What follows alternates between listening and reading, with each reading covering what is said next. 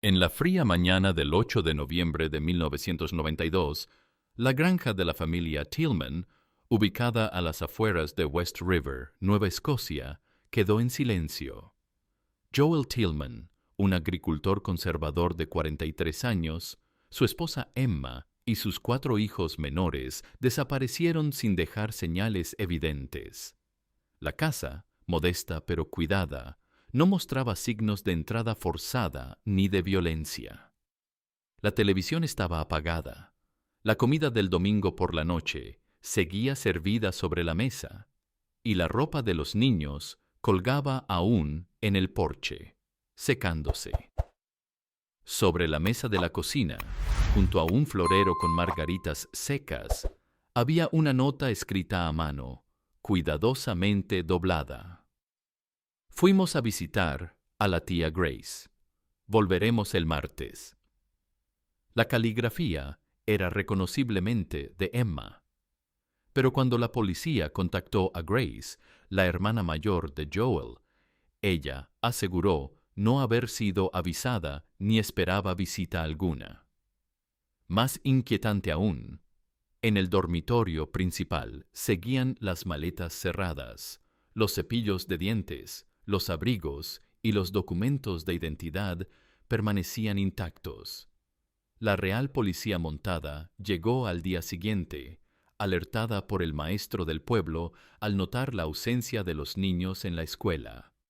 Revisaron cada rincón, el granero, el pozo, el cobertizo de herramientas. No había signos de pelea ni indicios de huida apresurada. Los caballos estaban alimentados, las puertas sin forzar. Se clasificó el caso como desaparición voluntaria, y en los archivos constó como una familia que, quizás por motivos personales o ideológicos, decidió cortar todo lazo con la comunidad. Algunos vecinos comentaron la posibilidad de un cambio de vida radical, tal vez motivado por deudas, disputas de tierras o creencias religiosas. Pero ninguno pudo señalar problemas graves o altercados recientes. Uno de ellos, Eli Branson, quien vivía al otro lado del camino, dijo haber visto un vehículo negro detenido frente a la casa la misma mañana. Un furgón sin placas visibles, recordó años después. No era de por aquí. Pero en ese entonces su observación no fue tomada en cuenta ni registrada en el informe oficial. A medida que pasaban los días, la atención de los medios se desvaneció. No había cuerpos, no había testigos, no había crimen. Solo una familia que dejó todo atrás y no volvió. El caso se hundió lentamente en el archivo de casos no prioritarios y las visitas policiales cesaron antes de fin de mes. Sin embargo, una persona no olvidó. Clara Nolan, sobrina de Emma y entonces estudiante de secundaria, se aferró al misterio. Cada año, en la misma fecha, regresaba a la granja abandonada, que con el tiempo se llenó de maleza, polvo y silencio. Clara cuidó el lugar, cerró las ventanas rotas, limpió los cuartos, no para vivir allí, sino para mantener abierta una herida que para los demás había cicatrizado. Esperaba respuestas, esperaba que alguien, algún día, quisiera escuchar, pero nadie preguntaba ya por los Tillman. 10 años después de la desaparición de los Tillman, el tiempo no había hecho desaparecer las preguntas, solo las había silenciado en las paredes polvorientas de una casa que seguía intacta, como si los relojes se hubieran detenido aquella mañana de noviembre de 1992. Y fue justamente en ese aniversario cuando Clara Nolan, ya adulta, decidió organizar una vigilia conmemorativa en la granja, una iniciativa solitaria que, sin embargo, atrajo a algunos curiosos, entre ellos un periodista de Halifax llamado Thomas Lean, especializado en desapariciones no resueltas, que había recibido semanas antes una carta anónima sin remitente, en la que una frase breve capturó su atención. Mira la luz en la foto. Una frase críptica que solo cobró sentido cuando, durante la ceremonia íntima entre objetos cubiertos de polvo y recuerdos detenidos, Clara le mostró una fotografía tomada el día anterior a la desaparición, donde los 6 miembros de la familia aparecían sonrientes en el pórtico de la casa, sin signos de tensión, sin ninguna alerta visible. Pero al ampliar la imagen, Thomas notó un detalle mínimo, pero fuera de lugar. Detrás del hombro de Joel, apenas visible, se insinuaba una franja de color neón que no pertenecía a la escena rural, una esquina de chaleco reflectante con el distintivo Ridgepoint Geotech, parcialmente visible, una empresa cuyo nombre no aparecía en ningún reporte oficial de la policía ni en los archivos públicos de la época.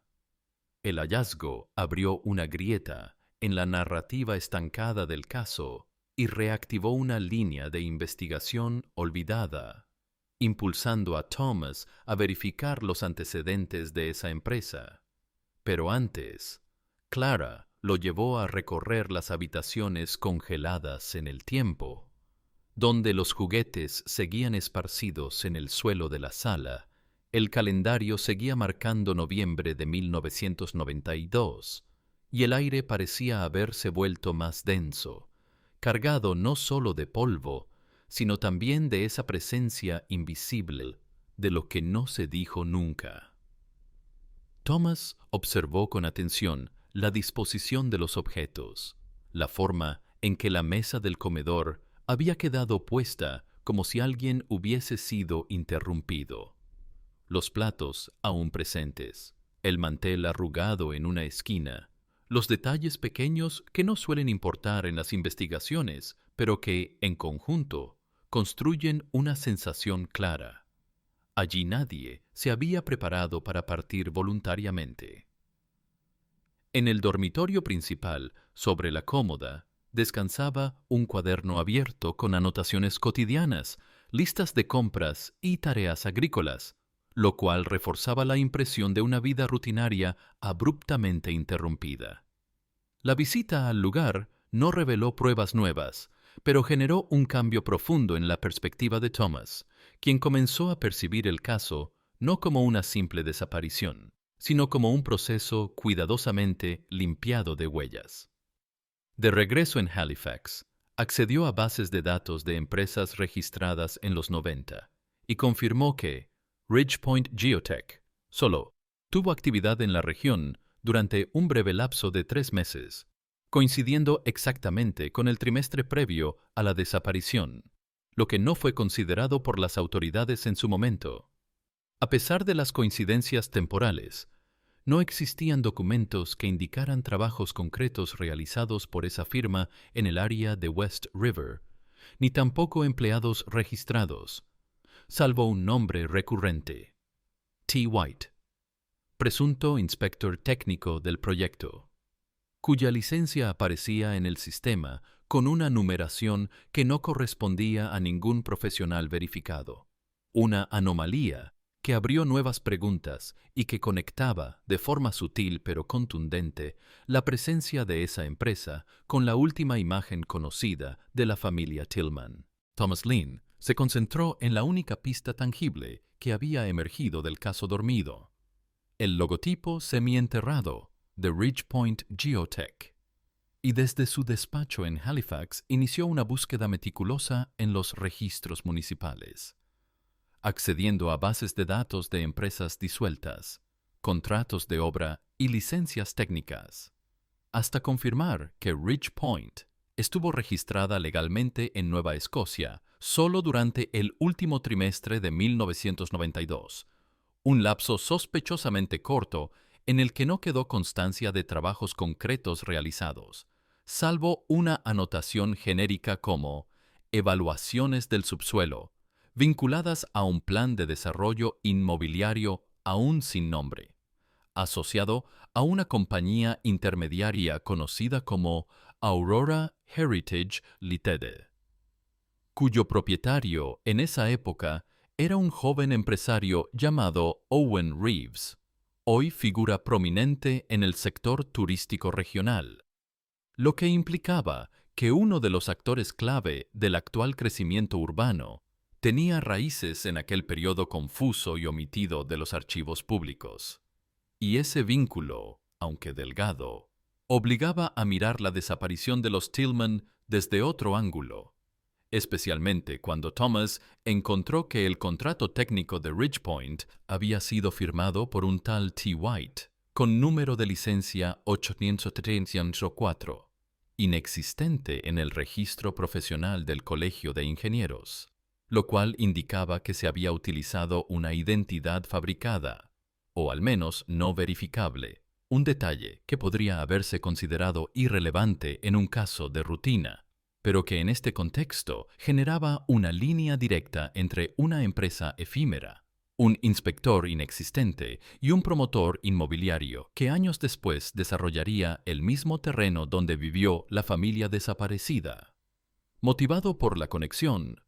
Thomas buscó testigos con memoria institucional y logró contactar a Greg Simon, un funcionario retirado que trabajaba entonces en el Departamento de Tierras del municipio y cuya carrera había transcurrido sin notoriedad hasta su jubilación anticipada por razones no especificadas, pero que aceptó recibir al periodista para una conversación informal, durante la cual Simon recordó vagamente que Joel Tillman se había opuesto de forma firme a la venta de su propiedad, siendo uno de los pocos agricultores que rechazó múltiples ofertas, incluida, según palabras del propio Simon, una propuesta directa de Aurora Heritage Ltd., lo que colocaba a la familia en un punto de fricción dentro de un proceso de adquisición territorial silencioso pero sistemático,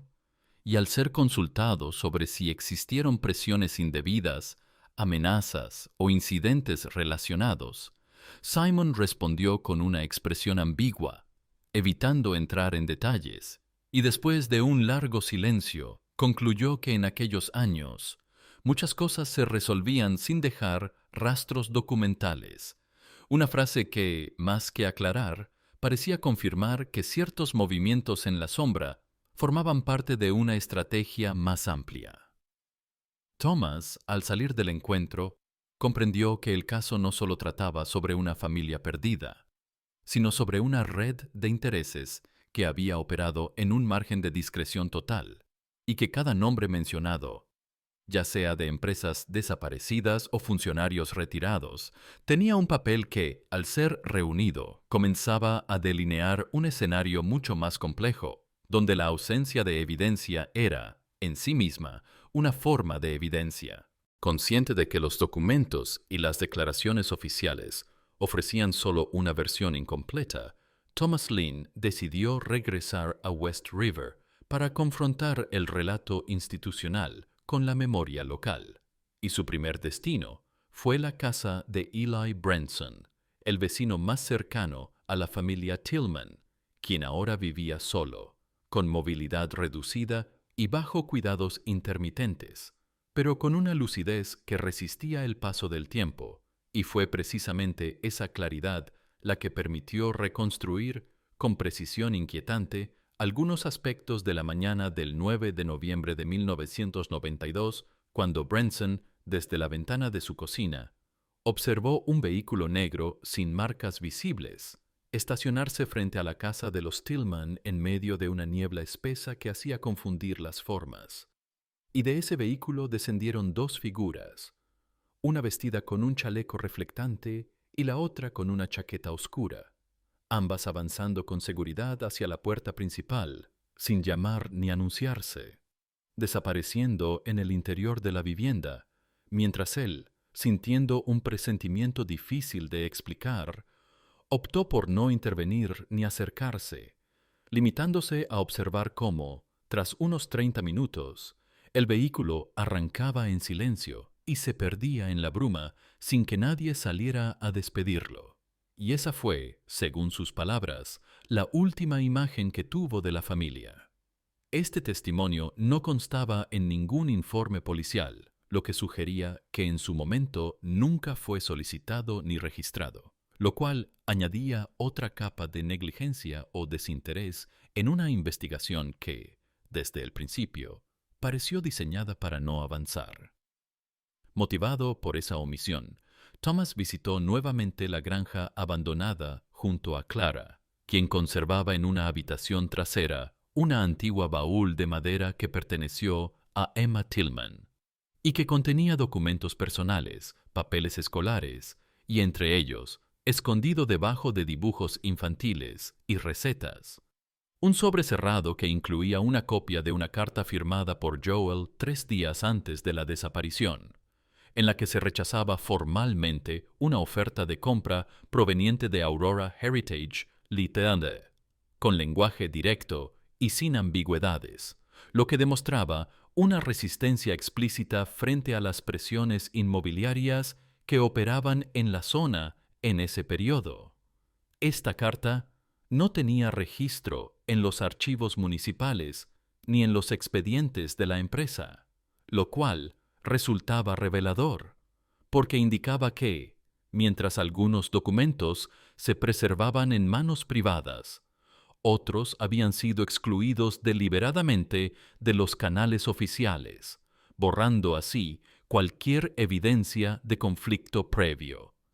Y ese vacío de documentación, unido al testimonio ignorado de Branson y al hallazgo del chaleco en la fotografía, comenzaba a perfilar un patrón claro. La desaparición no había sido un accidente ni un acto impulsivo, sino un punto de quiebre en una secuencia de tensiones ocultas bajo la fachada de un desarrollo económico que requería silencio, consenso o, en última instancia, eliminación de obstáculos. La casa misma, con sus paredes carcomidas y sus objetos intactos, se convirtió en una cápsula de resistencia, un testigo inerte de lo que no se quiso mirar. Y para Thomas, cada nuevo detalle no era un hallazgo aislado, sino una pieza más en una estructura de olvido cuidadosamente construida para garantizar que, al final, nadie hiciera las preguntas que él ahora se empeñaba en formular. Impulsado por las lagunas documentales y los indicios que apuntaban a una omisión sistemática, Thomas Lynn contactó con Carol Mays, una abogada retirada que durante la primera mitad de los 90 había trabajado en asuntos de propiedad rural en Nueva Escocia y quien confirmó que Aurora Heritage Ltd. Había enviado propuestas formales a múltiples familias de West River, incluida la de Joel Tillman. Pero, al revisar los archivos de escrituras y respuestas, no halló rastro alguno del rechazo firmado por Joel, lo cual resultaba especialmente inquietante porque sugería que, entre la oferta inicial y la desaparición, se había producido un vaciamiento de datos clave, posiblemente dirigido a neutralizar cualquier evidencia de resistencia. Y esta constatación llevó a Thomas a visitar la sede actual de Aurora, una construcción moderna de cristal y hormigón ubicada en los terrenos que antiguamente formaban parte del eje agrícola de la zona,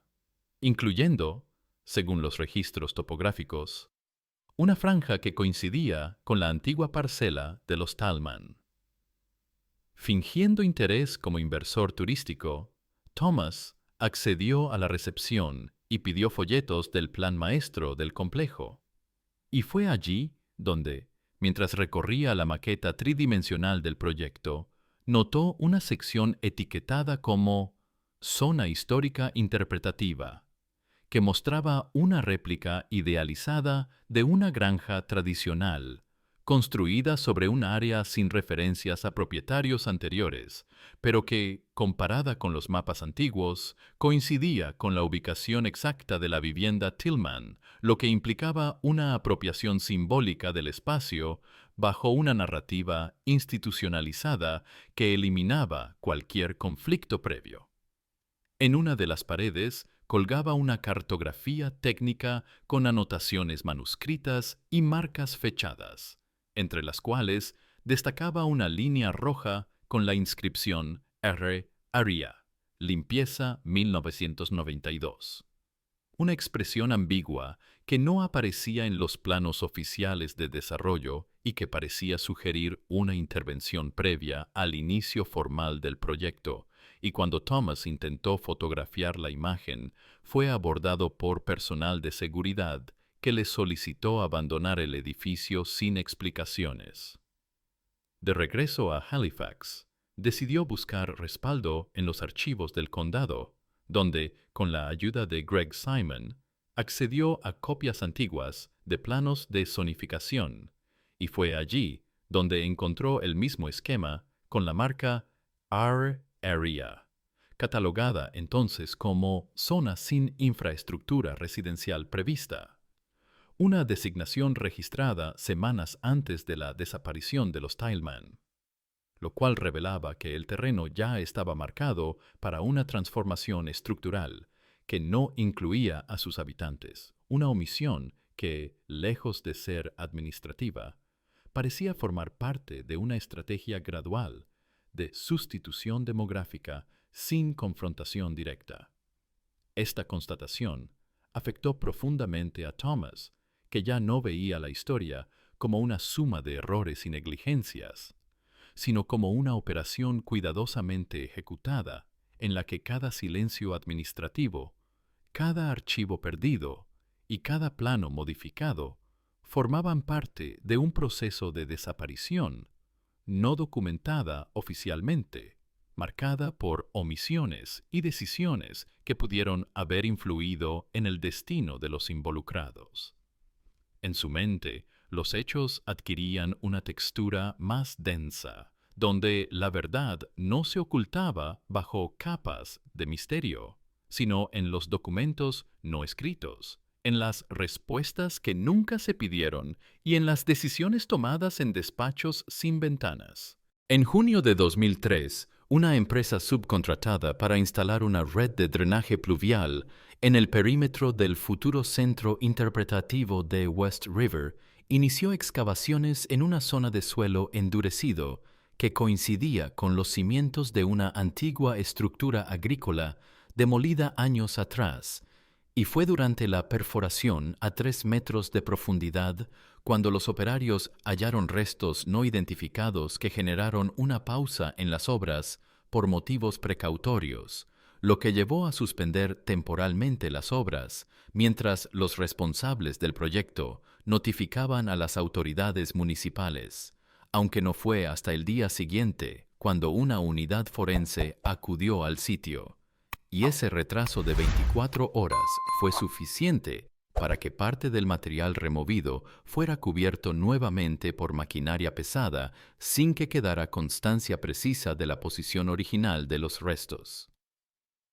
Thomas Lynn, alertado por una fuente interna en la alcaldía que prefería mantenerse en el anonimato,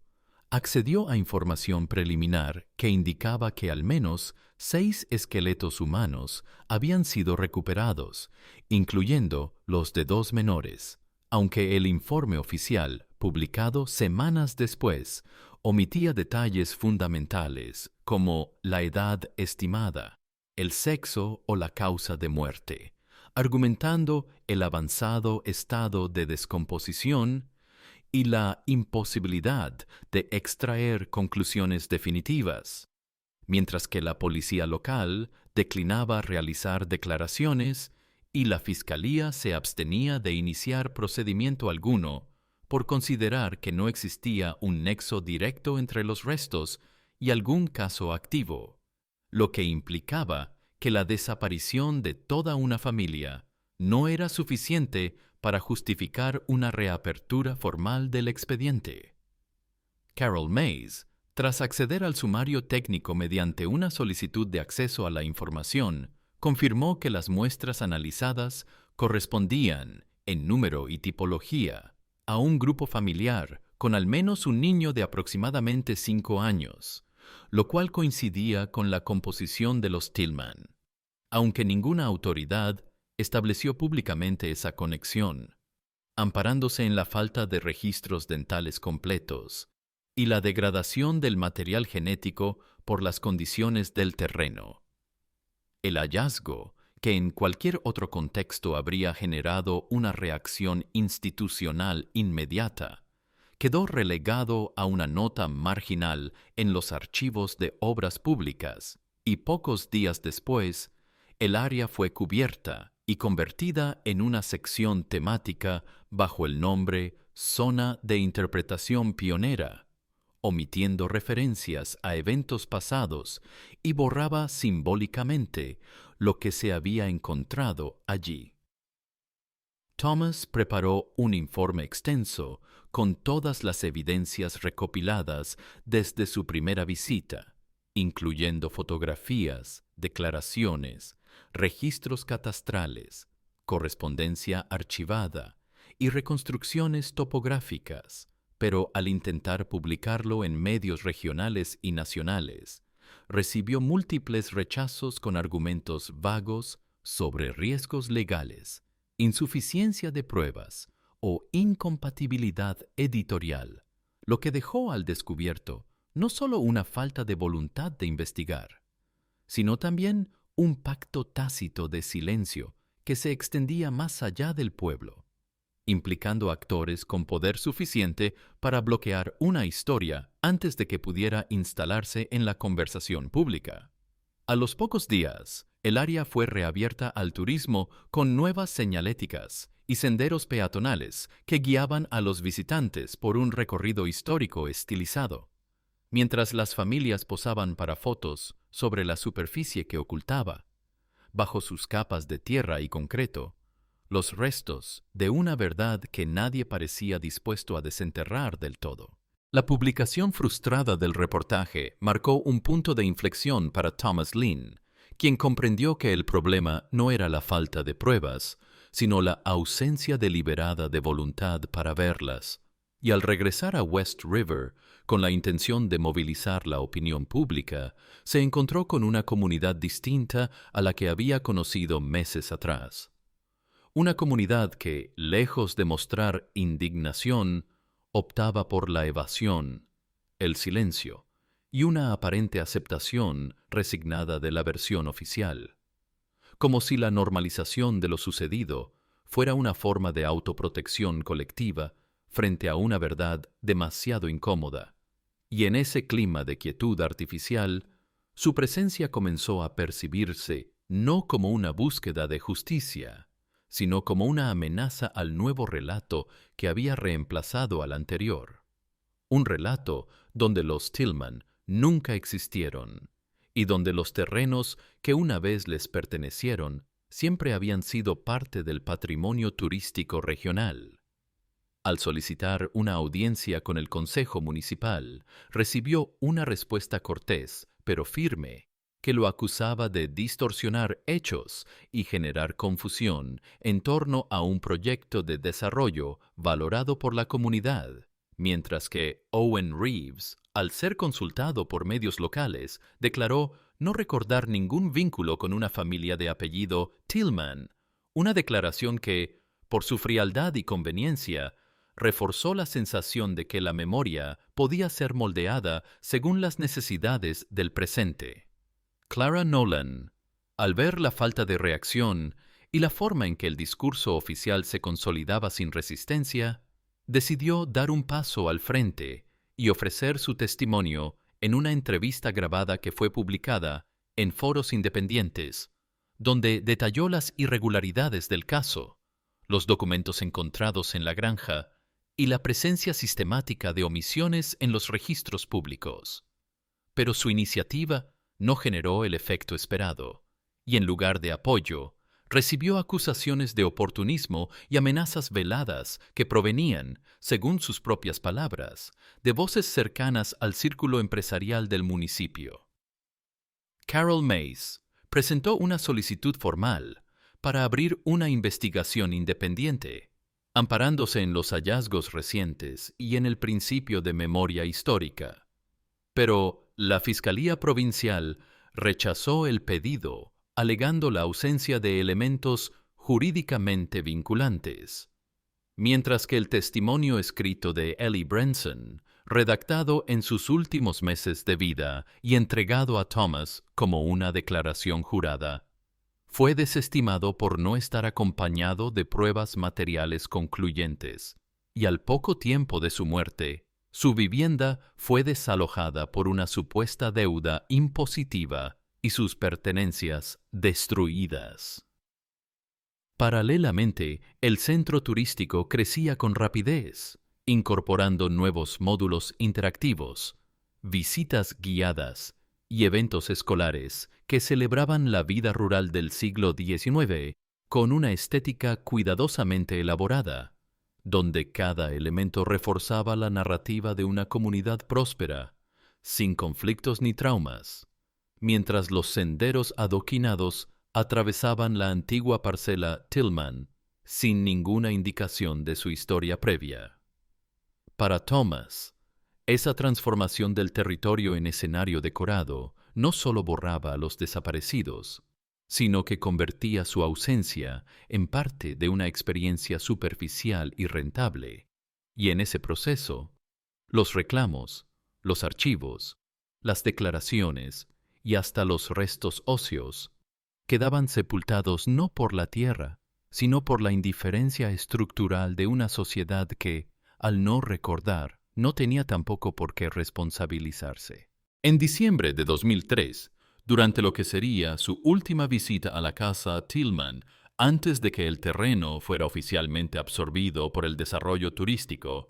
Clara Nolan decidió revisar por última vez el cobertizo de herramientas,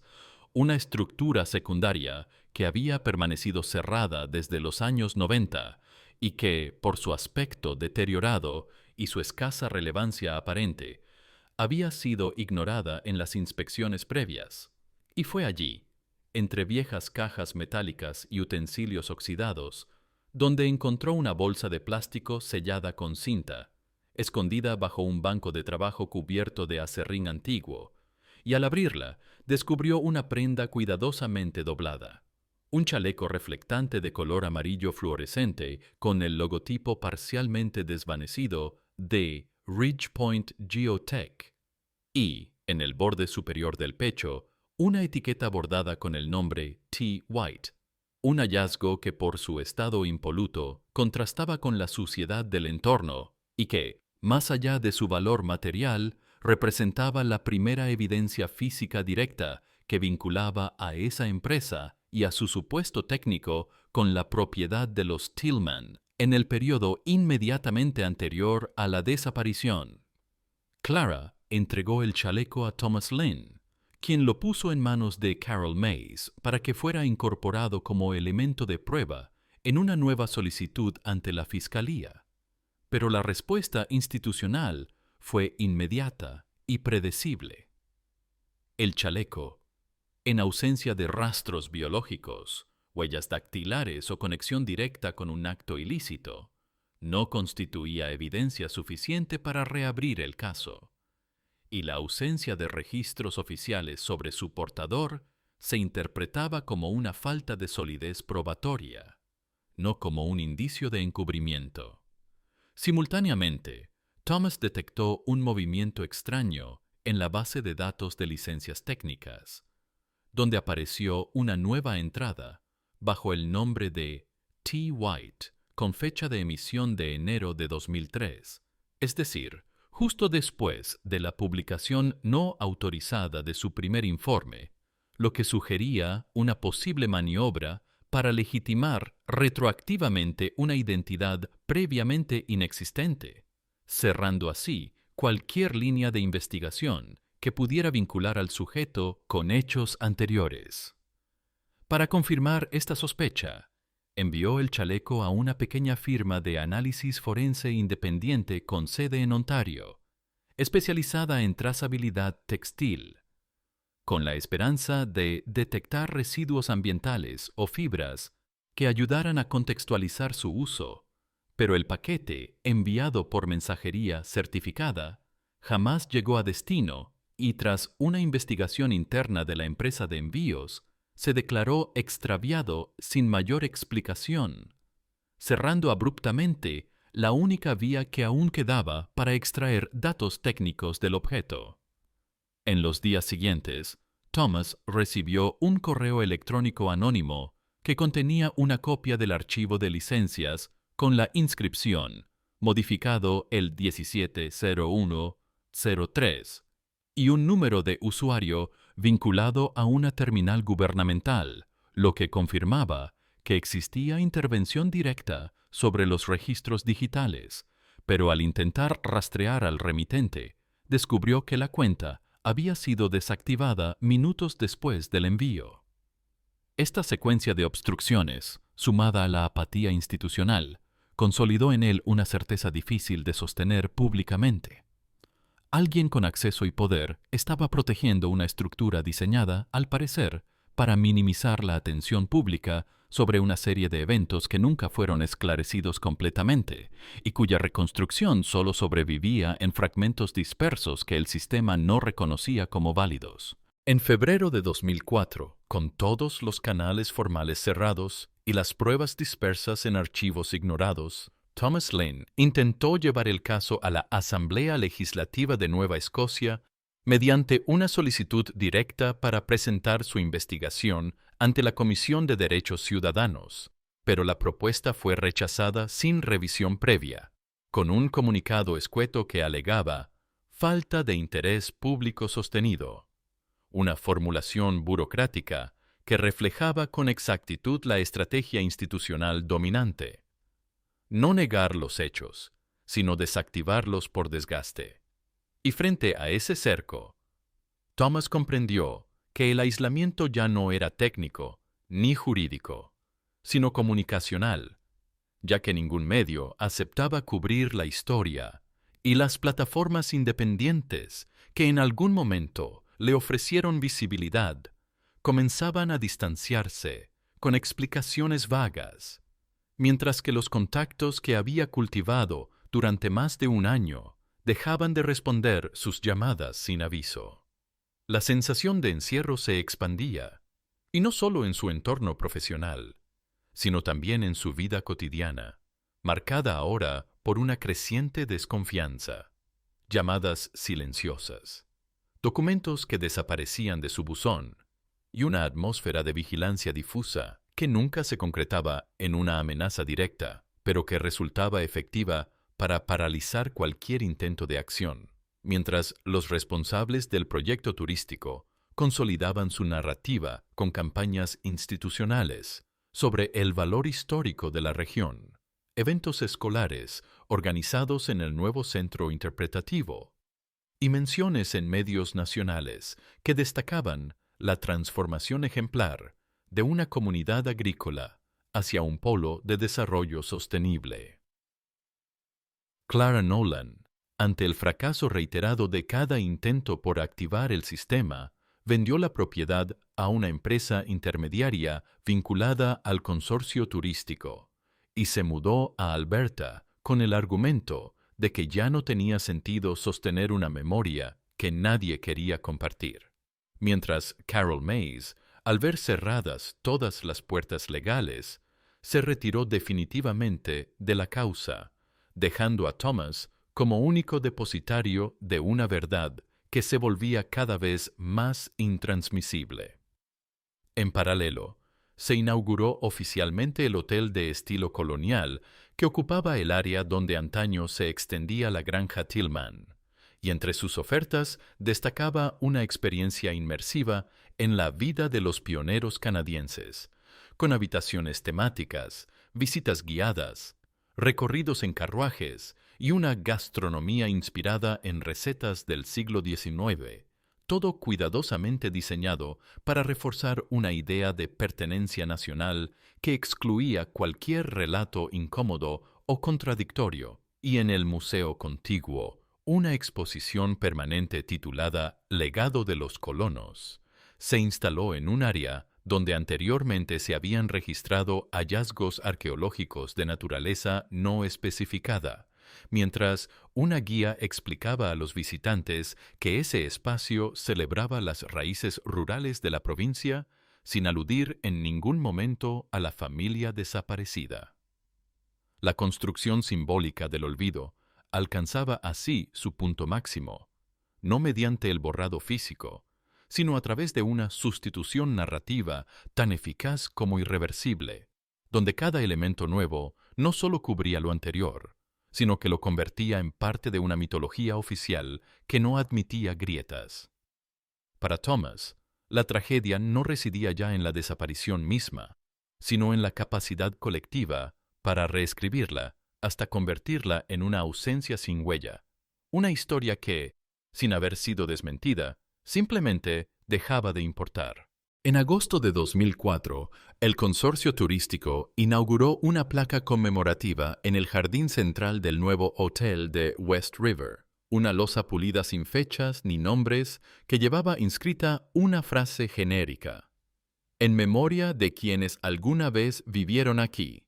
una fórmula neutra que evitaba toda alusión directa, disolviendo la identidad en una categoría difusa y cómoda, mientras alrededor los visitantes paseaban con bebidas frías y cámaras digitales, fotografiándose junto al monumento sin saber a quién estaba dedicado. Y fue precisamente en ese contexto, entre senderos ajardinados y mobiliario rústico artificial, donde Thomas Lynn decidió regresar por última vez, ya no como investigador ni como periodista, sino como un huésped más que, tras más de un año de lucha infructuosa, había comprendido que la historia que intentó contar había sido absorbida por una narrativa más fuerte, más rentable y más aceptable socialmente. Sentado en un banco frente al área de grava que una vez marcó el pórtico de la casa Tillman, observó cómo los niños jugaban alrededor de una estructura de madera decorativa que imitaba un pozo antiguo, sin saber que, en ese mismo lugar, anteriormente se registraron descubrimientos que nunca fueron asociados públicamente a ningún caso específico ni vinculados a ninguna familia desaparecida. Y mientras el personal del hotel servía café a los turistas, él abrió su portátil y revisó por última vez el archivo que había armado durante 14 meses de investigación. 82 páginas de notas, testimonios, planos alterados, correspondencia privada, fotografías ampliadas y registros administrativos que, a pesar de su solidez, no habían logrado alterar el curso de una verdad institucional ya consolidada. En ese documento estaban resumidas todas las omisiones, los nombres borrados, las fechas desplazadas, las licencias ficticias y los silencios prolongados, pero también estaba el hilo invisible que unía decisiones políticas, intereses económicos y estructuras de poder que jamás fueron expuestas públicamente, no por falta de pruebas, sino por falta de voluntad de verlas. Clara Nolan, ahora residente en una pequeña ciudad del interior de Alberta, había dejado de responder a los correos y evitaba cualquier contacto con medios, mientras Carol Mays renunció incluso a comentar el caso en entrevistas privadas, argumentando razones personales que nadie cuestionó, e incluso el nombre de Eli Brenson, que durante años fue el único testigo directo, desapareció de las menciones comunitarias y de los archivos digitales del municipio. En el museo del hotel, una guía juvenil explicaba a un grupo de estudiantes que la región siempre había sido símbolo de progreso pacífico, sin conflictos ni disputas, y que el legado de los primeros pobladores estaba reflejado en cada detalle del complejo, desde la arquitectura hasta los trajes típicos del personal. Una puesta en escena completa donde todo estaba cuidadosamente calibrado para reforzar una memoria oficial sin fisuras. Para Thomas, el viaje terminaba sin resolución, no por falta de sentido, sino porque la historia que había seguido no fue derrotada, sino disuelta lentamente en la indiferencia colectiva, y al cerrar el portátil y guardar sus papeles, entendió que algunas verdades no desaparecen con violencia, sino que simplemente dejan de tener lugar, y que en ciertos lugares lo no dicho es más fuerte que cualquier evidencia. Gracias por ver esta historia. Explora complejos dilemas morales, el peso del pasado y las consecuencias de ocultar la verdad. Esta trama invita a reflexionar sobre el poder de la elección y la responsabilidad por nuestras acciones. El propósito de esta historia es invitar a la reflexión sobre cuestiones morales y éticas, y no justificar ni aprobar las acciones de los personajes. No apoyamos ni justificamos las acciones del protagonista, en particular, sus intentos de ocultar la verdad y evadir la responsabilidad. Por el contrario, la historia muestra cómo las malas decisiones pueden tener consecuencias devastadoras y resalta la importancia de la honestidad, la responsabilidad y el arrepentimiento. Invitamos a los espectadores a no imitar acción destructiva o ilegal descrita en la historia en sí. Usted o alguien cercano se encuentra en una situación moral o vital difícil. No duden en buscar ayuda de profesionales o de organizaciones de apoyo. Recuerden, la verdad y la responsabilidad siempre son la mejor elección.